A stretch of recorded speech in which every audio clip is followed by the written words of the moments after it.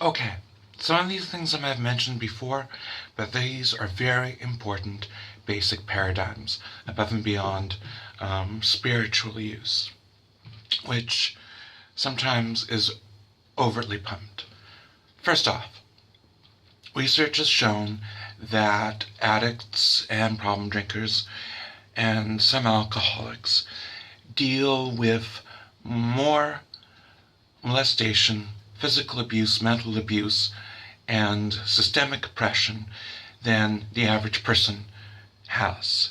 And instead of being children, they're self-medicating in order to function, and then the cycle of addiction takes over. So, ego deflation only works for corporate magnates, criminals that shoot and kill and think they're gods, and those of a class that oppress. If you are a woman, part of the LGBTQ minority, average day worker, yada yada, you need to have your ego inflated. Now, Charlotte Castle has her 16 steps, and in step 4, you spend a year not only with therapeutic help, not only looking at what has happened to you and obviously what you've done to others. It's not just your own story and your own experiences.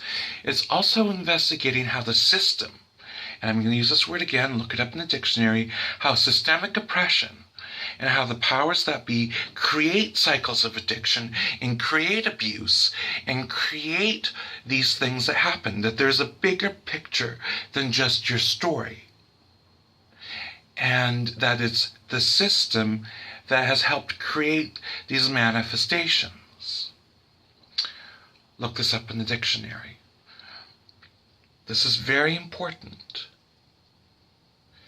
Because basically, in her step 4, but this is being, thrown in through smart programs and stuff like that. Basically, you have to figure out, if you're not a billionaire or ruling the world or a corporate magnate and dealing with a lot of bullshit that actually is system made, how to empower yourself, being clean and sober, and how to navigate through this world, how to, it's a fallacy when they say in AA, don't fight. No, you're fighting for your life. You're fighting for your right to be, to breathe, to exist, and be who you are. You're fighting corruption that's happening to you and those around you. It's all a major part of recovery, above and beyond the blanket statement, rely on a higher power. Now, Charlotte Castle, again, I like to bring her up because she's the forefront. On Charlie Rose, she made Melody Beattie cry. She was able to tear apart some of the tendencies of Melody Beattie's codependent theories. Charlotte Castle is a Quaker, as well as a radical feminist. She spearheaded the movement of going towards, the point why I bring up the fact that she's a Quaker is that she has a heavy belief system. But it's argued you don't need to believe in God to be clean and sober. You don't need to be emotionally sober. And you're not necessarily being dry if you're acting out. One of the major statements is that those who succeed rely more on their own willpower than that of others.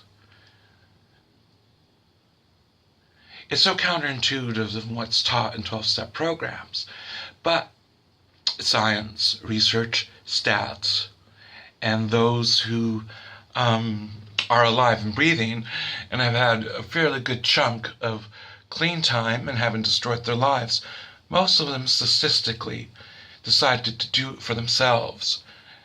Believe it or not, even for those who are alcoholic, willpower, and this is controversial, but this is what's been shown, your own willpower works better. You may have a spiritual belief system and rely on that, but your own willpower works better than relying on a sponsor, than relying on a group of people in a room.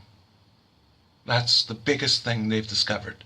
The doctors, addicts themselves who work in the industry, and alcoholics. That those who rely on their own willpower do way better. Now that seems contradictory to what's been taught or what many have been told. But look at the research, look at the science. Okay?